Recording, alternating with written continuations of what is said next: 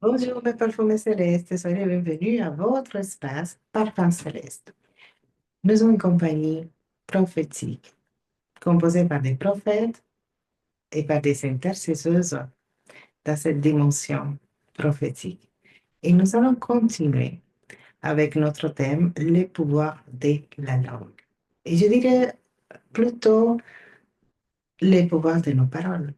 Pourquoi? Vous allez tout de suite, après la lecture de Proverbe 18, verset 4, comprendre.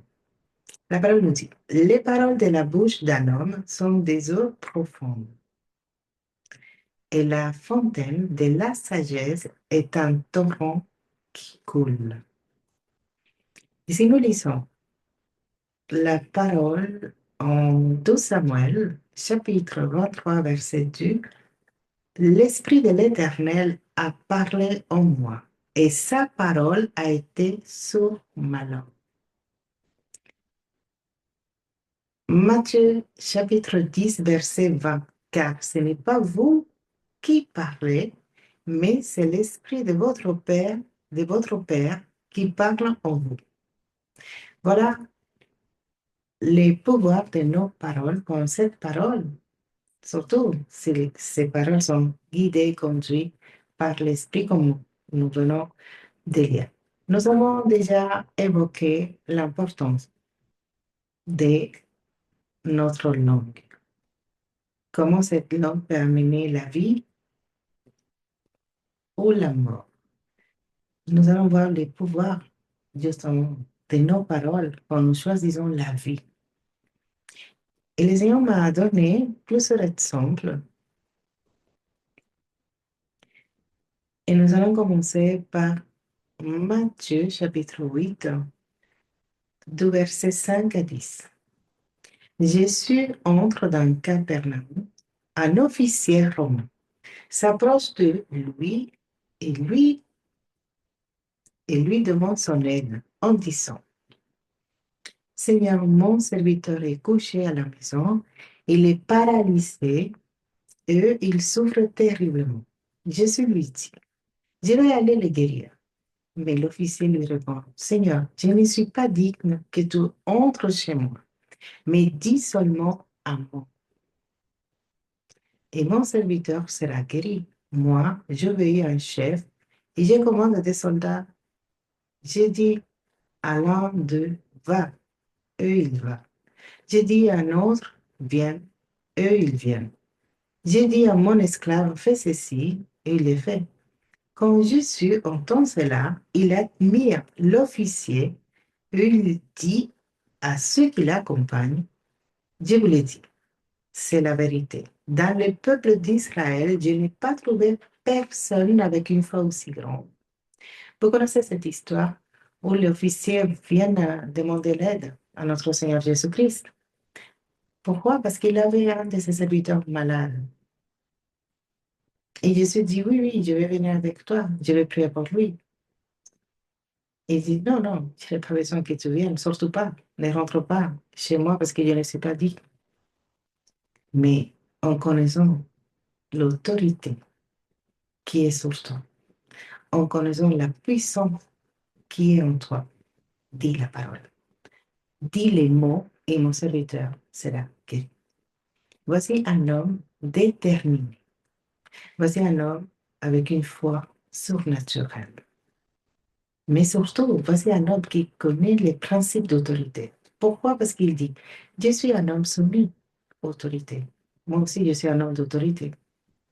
J'ai des soldats. Moi, j'obéis à mon chef, mais aussi, moi, j'ai des personnes autour de moi qui vont mourir. Si je dis à mon esclave, va, il va. Si je dis, viens, il vient.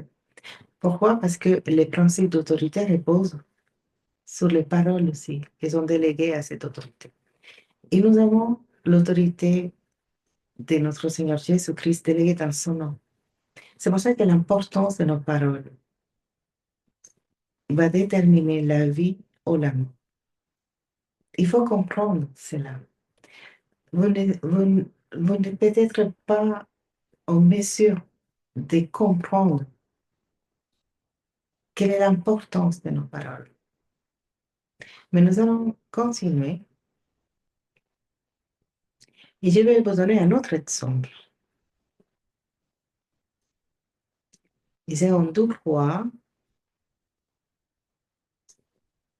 chapitre 4. On va lire plusieurs versets. C'est une histoire un peu particulière.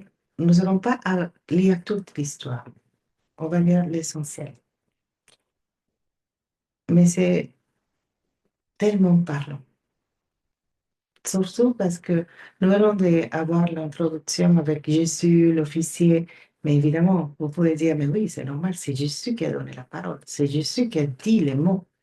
Mais nous, alors c'est pour cela que j'ai choisi, par la conduite de l'Esprit, cette histoire, pour que vous compreniez que vous aussi, vous pouvez faire un choix. Le Seigneur nous dit à plusieurs reprises dans sa parole, j'ai mis devant vous aujourd'hui 12 choix, 12 chemins, la vie et la mort. Mais il nous donne justement le bon conseil, choisissez la vie. Et quand nous allons à l'égard de l'officier avoir un choix à faire, nous devons aussi choisir la vie. Ici, la vie se trouve en nous. Ici, la vie dépend de nos paroles. Nous allons lire. Alors, 2 Rois, chapitre 4. Je vais lire du verset 8 jusqu'au verset 23.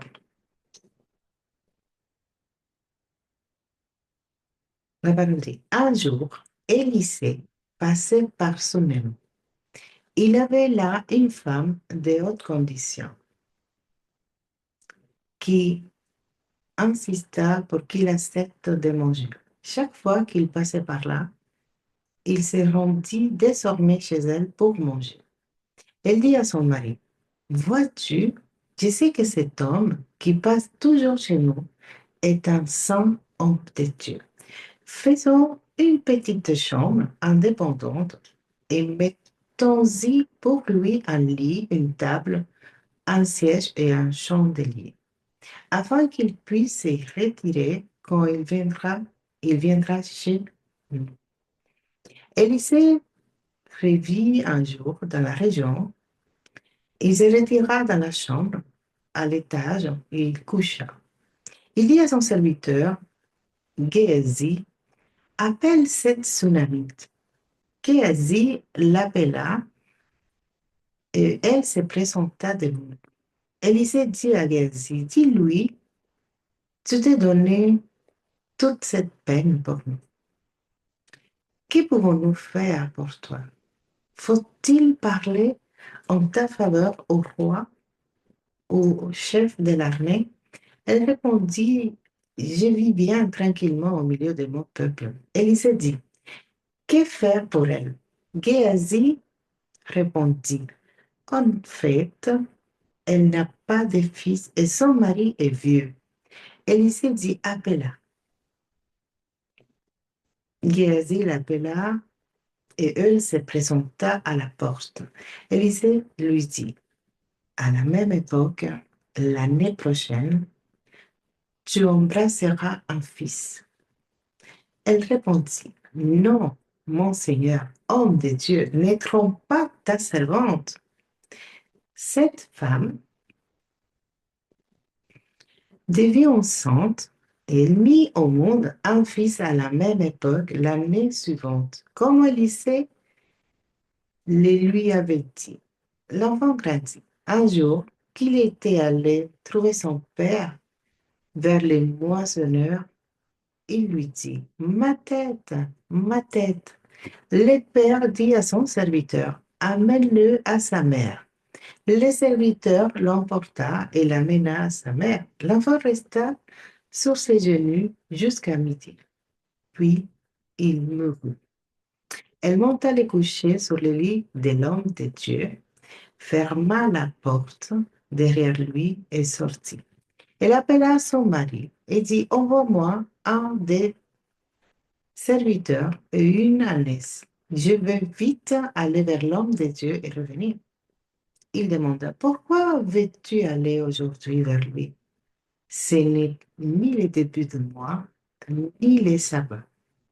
Elle répondit, tout va bien. Je vais relire les versets 23. Il demanda, pourquoi veux-tu aller aujourd'hui vers lui? Ce n'est ni le début du mois, ni le sabbat. Elle répondit, tu vas bien. Il y a des autres versions que c'est marqué Shalom, paix. Mais là, c'est la même traduction, tu vas bien.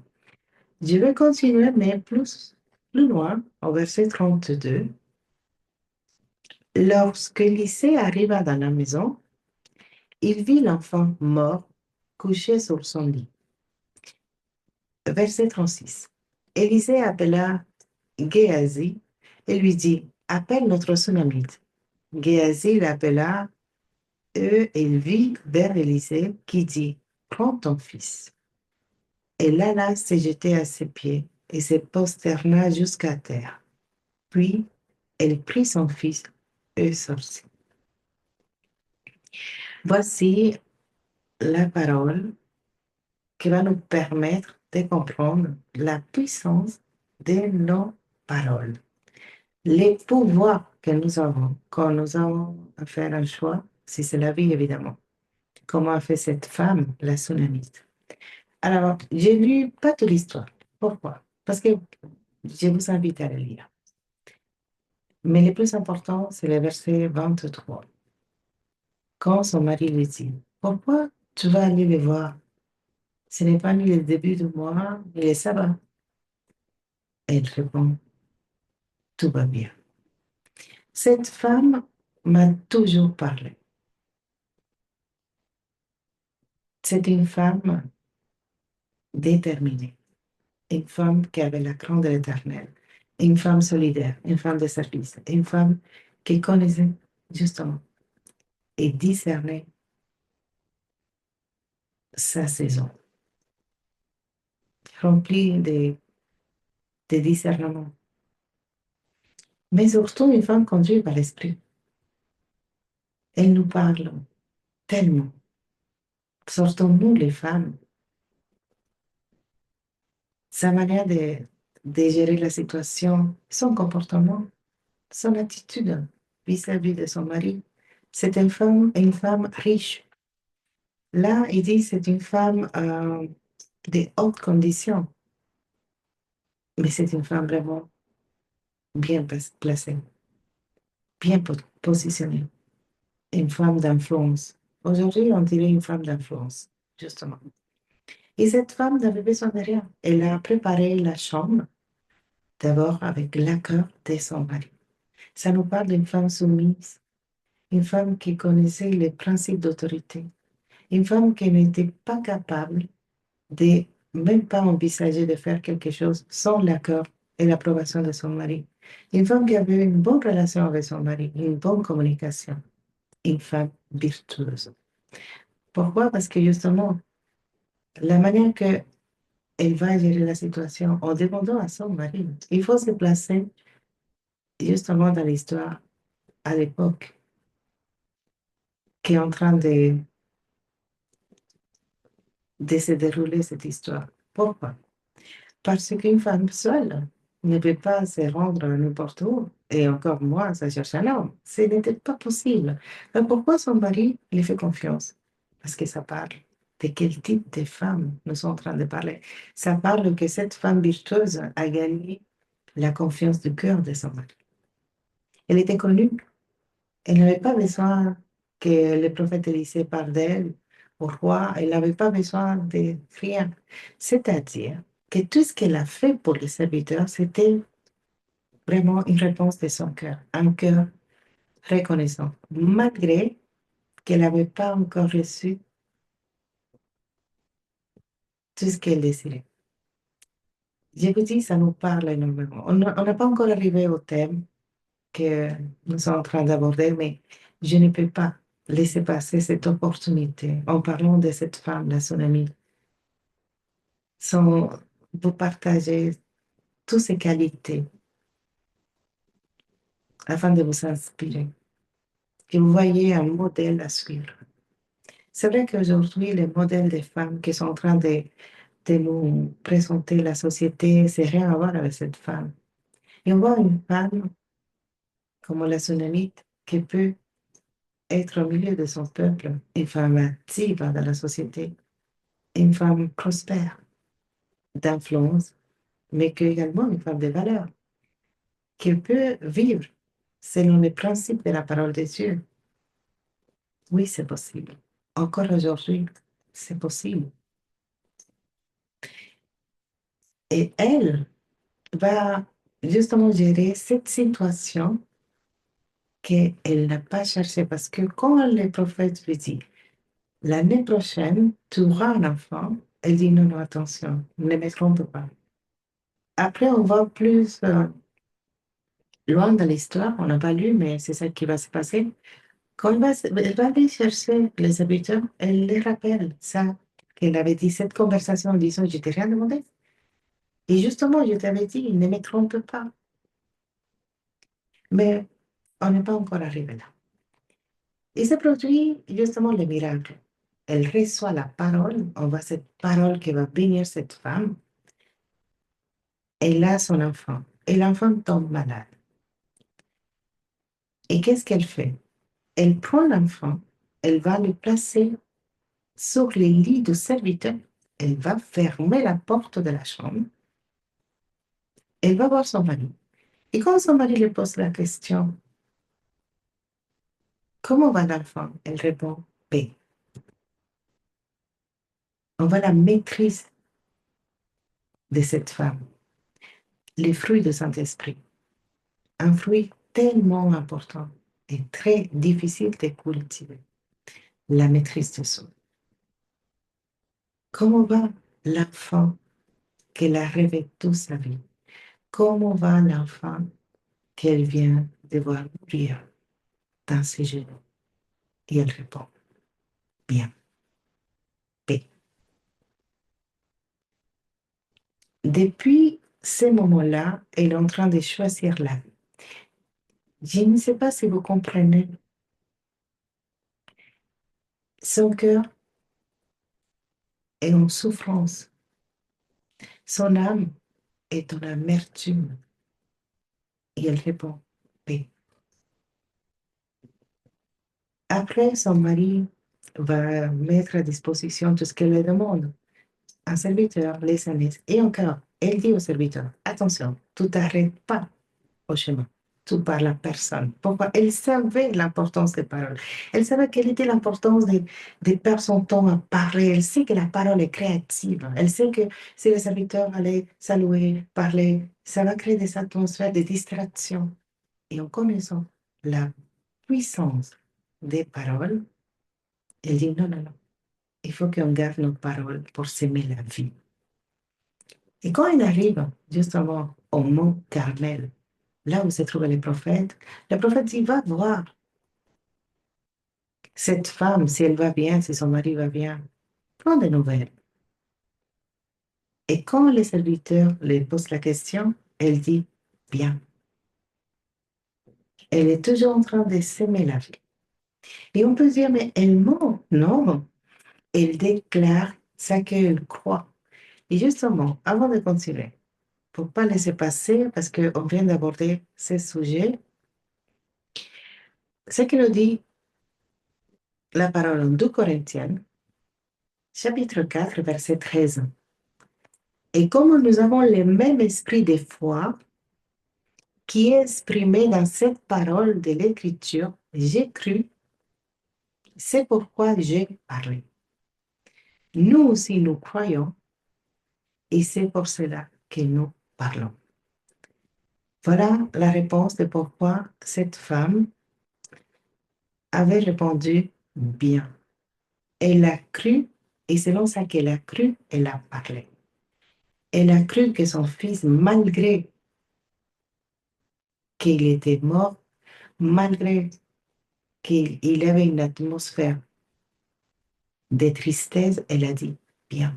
Elle a cru, elle a choisi la vie, même si les circonstances autour d'elle criaient le contraire. Après, justement, il va se dérouler certainement que le prophète euh, l'a fait venir. Important, il dit, mais je vois que c'est une femme qui est quand même perturbée, en souffrance. Son âme est en amertume, mais les yeux ne me montrent pas. Il va envoyer son serviteur une fois qu'elle raconte la situation. Elle quitte pas le prophète, hein.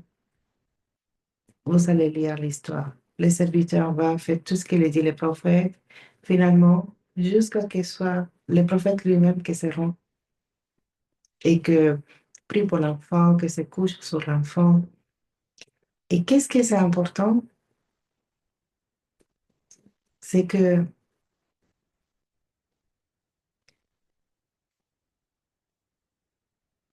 depuis le moment que cette femme a vu son fils mourir, elle a déclaré la parole de vie. La première parole, elle répond à son mari, paix. Elle est en train de changer l'atmosphère. Ça n'a pas changé sa souffrance. Attention. Elle est toujours en amertume. Elle est toujours en deuil. Son cœur est déchiré même. Mais elle choisit la vie. Elle ne se laisse pas perturber par ses émotions. Elle ne se laisse pas intimider par les circonstances et la situation. Que c'était sa réalité, mais pas sa vérité. Et c'est quelque chose que vous devez comprendre. Parfois, le Seigneur permet certainement des situations qui correspondent à notre réalité, mais c'est votre choix qui va faire la différence. Elle n'a pas eu tout de suite le miracle, mais elle a tenu bien, paix, tout va bien, bien. Elle ne disait pas beaucoup, mais elle disait ça qu'il fallait dire. Elle a déclaré la vie. Il a eu le miracle, la résurrection, mais la résurrection n'a pas été faite quand le prophète Élisée a prié pour l'enfant. Non, la résurrection a commencé depuis le moment qu'il a dit à son mari, tout va bien. C'est là qu'a commencé le miracle. Le miracle a été progressif. Pourquoi? Parce que le miracle s'est produit d'abord dans le cœur de cette femme. Une femme qui n'a rien demandé. Une femme qui a fait que servir l'Éternel. Une femme qui a donné tout ce qu'elle avait. Il a donné sans rien attendre, sans rien, sans chercher pas une récompense. Et malgré cela, il n'a jamais parlé contre l'Éternel. Elle ne se plaint pas, elle ne va pas murmurer, elle va... Le pouvoir de la langue, elle connaissait ce principe. Elle savait que tout ce qu'elle était en train de vivre, ça pourrait soit finir d'une manière où il glorifie le nom de l'Éternel, soit en finir d'une manière qu'elle va pleurer toute sa vie. Ça dépendait de qu'est-ce qui sortait, qu'est-ce qu'elle aurait choisi comme parole, qu'est-ce qu'elle aurait dit. Imaginons qu'elle aurait rencontré son mari et commencé à dire à son mari, oh là là, si tu savais, je l'ai placé comme ça, je l'ai mis comme ça, oh là là, tu sais pas comment j'ai souffert, tu sais pas comment nous, quand ça nous arrive quelque chose, qu'à la moindre opportunité, et alors comment tu vois, oh là là, si tu savais comment je souffre, oh là là, tu sais pas comment il était mal, oh là là, si tu savais mon fils, si tu savais ma fille, si tu savais. Alors, comment, comment serait si on parlait autrement? Si jamais le Seigneur vous fait passer par une situation quelconque, je sais pas, et qu'à la place de se plaindre, vous choisissez la vie. Est-ce que ça vous parle? Je vais vous raconter un témoignage. Un témoignage très personnel, intime même, un témoignage que je ne suis pas à partager mais que je crois pertinent de le faire. Pour vous expliquer pourquoi, parce que c'est facile à parler des histoires, c'est facile à... Mais quand c'est nous qui vivons cela? Nous avons eu un enfant, notre fils Elias, qui aujourd'hui, il a 7 ans. Mais à sa naissance, il est né avec beaucoup de difficultés. Tout d'abord parce qu'il était un grand prématuré. Il est né à 25 semaines et 5 jours. Et je ne vais pas vous donner des détails, sinon ça sera très long. Mais je vous dis qu'à un moment donné, au milieu de ce processus qui a duré 6 mois à l'hôpital, il n'y avait pas beaucoup de possibilités pour Elias, selon la science. Selon les médecins qui me ont dit, il y a simplement un 5% de possibilités de vie pour votre fils, votre bébé. Entre les chirurgies, les diagnostics, les 3 maladies terminales qu'il avait, les complications, il mesurait 800, il pesait 800 grammes, il mesurait 32 centimètres, juste pour vous faire une idée. Mais je ne vais pas donner tous les témoignages parce que c'est trop long, très puissant. C'est vraiment un témoignage que peut-être nous ferons un jour. Mais au milieu de cette situation, il est mort dans mes bras. Il a fait une crise respiratoire, mais là, il y a un manque d'oxygène. Il est mort. Et le Seigneur me dit, adore. Et je commence à adorer, adorer. Il était avec tous les câbles, vous savez, quand ils sont tout petits, tous les câbles. Et les infirmières qui viennent, ils essayent de me lever, et moi, je m'approche de mon bébé, je commence à adorer, adorer. Je vois le bébé, et il me dit, mais non, madame, attendez, c'est de faire la réanimation. Et je vois mon bébé devenir vert, mais vert comme une olive.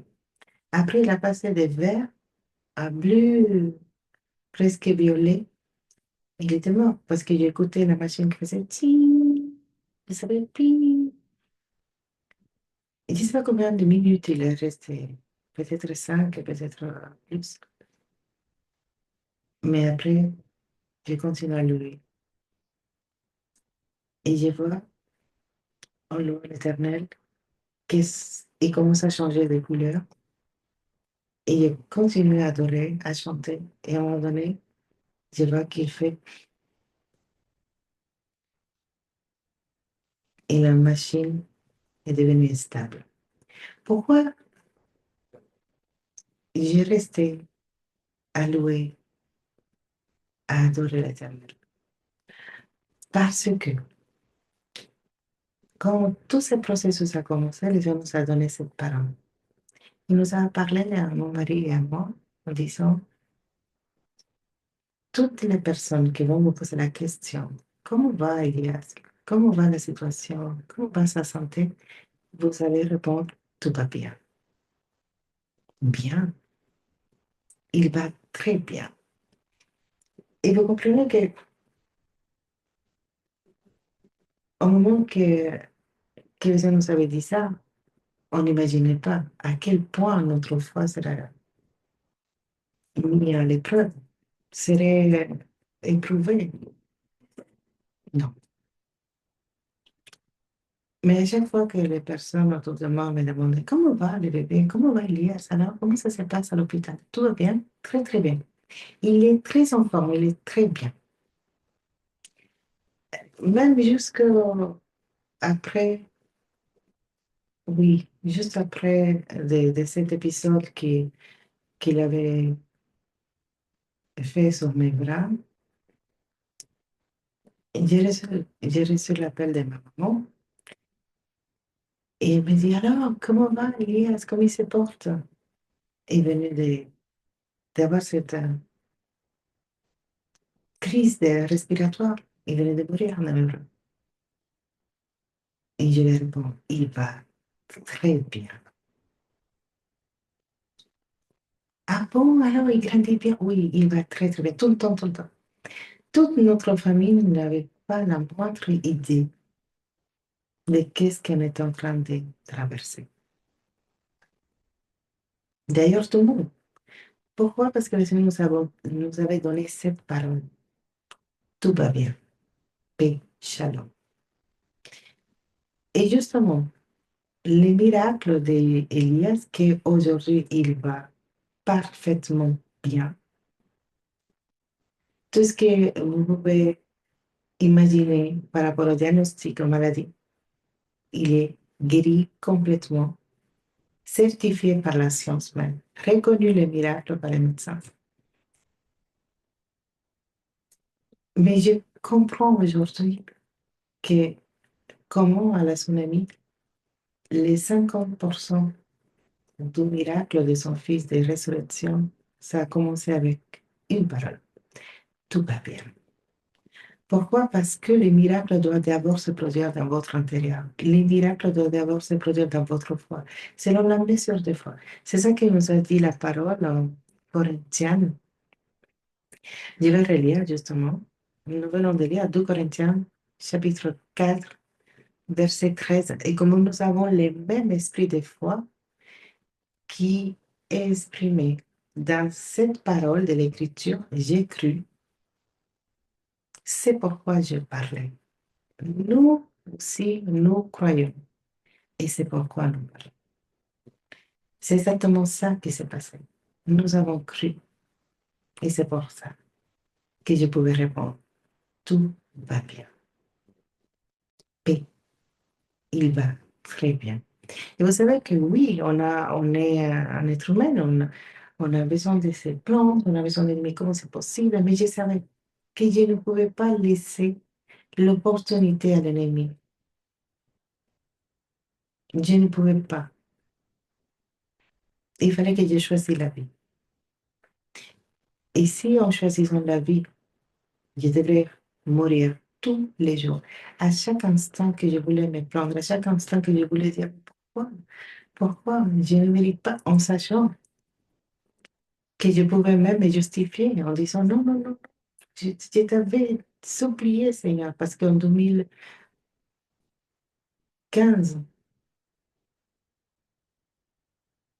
j'ai eu la mort de mes jumeaux.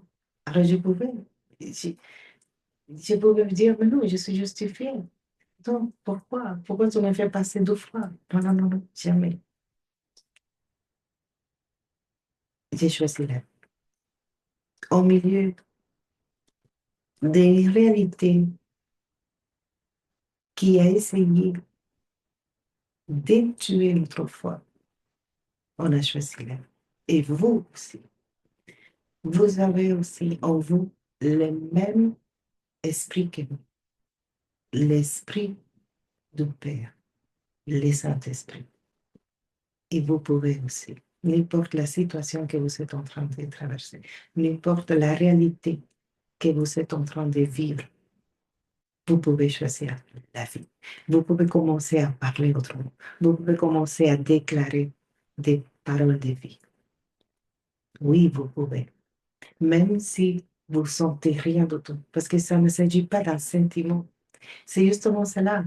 Le prophète Élisée a dit, son âme est en amertume. Mais malgré cela, cette dame, malgré qu'elle était en souffrance, malgré que son cœur était déchiré,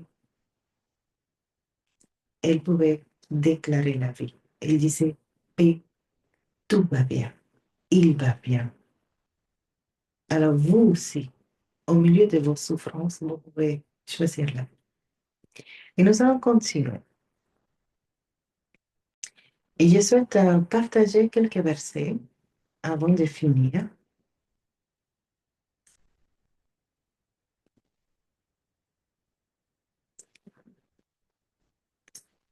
Et justement,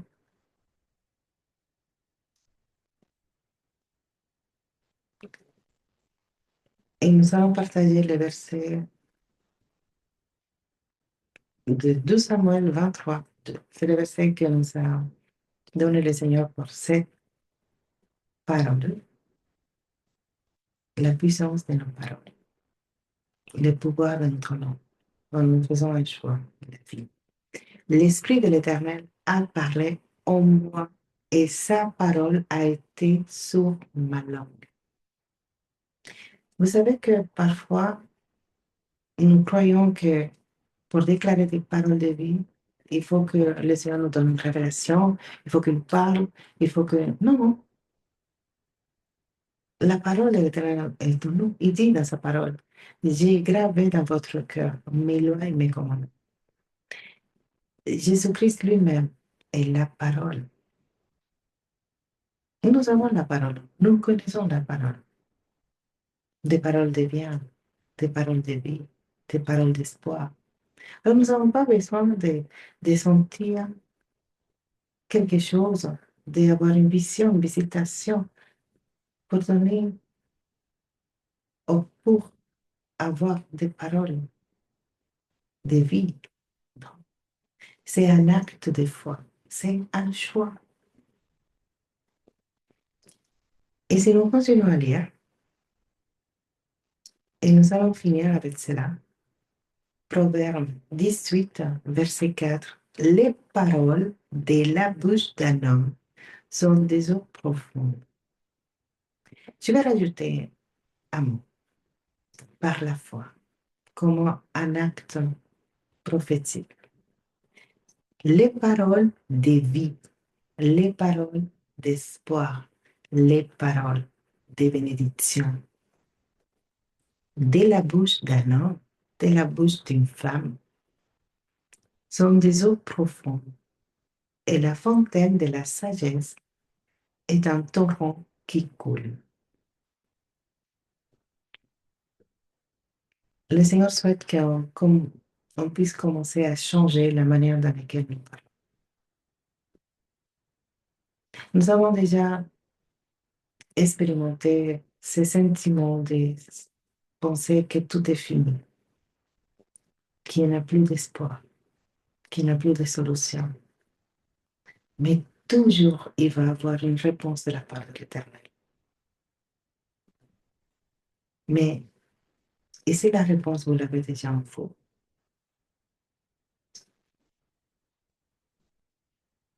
Et si vous attendez que le Seigneur vous donne une parole, mais que la parole est déjà en vous, et que c'est lui plutôt qui attend qu'on déclare, déclarez la parole.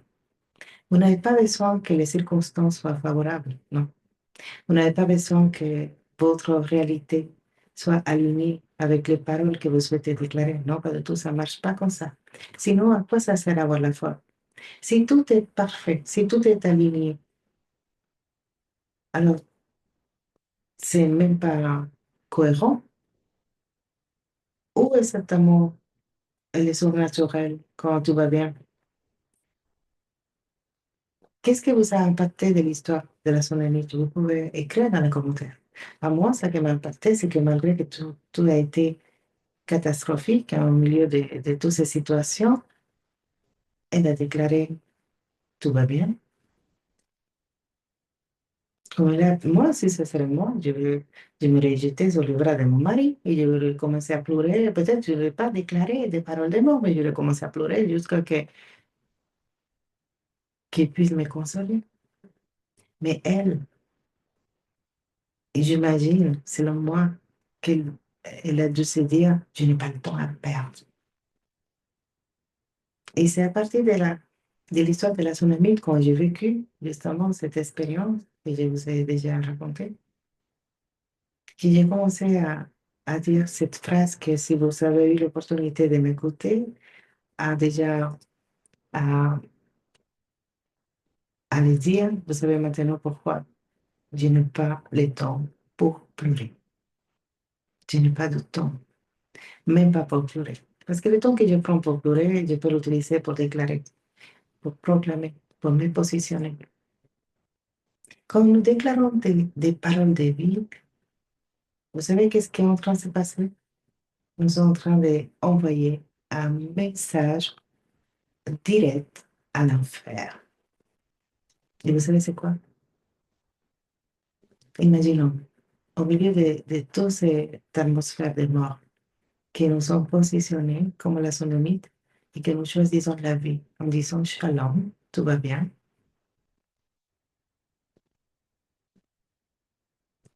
en train de dire, si c'est pas cela qui m'a fait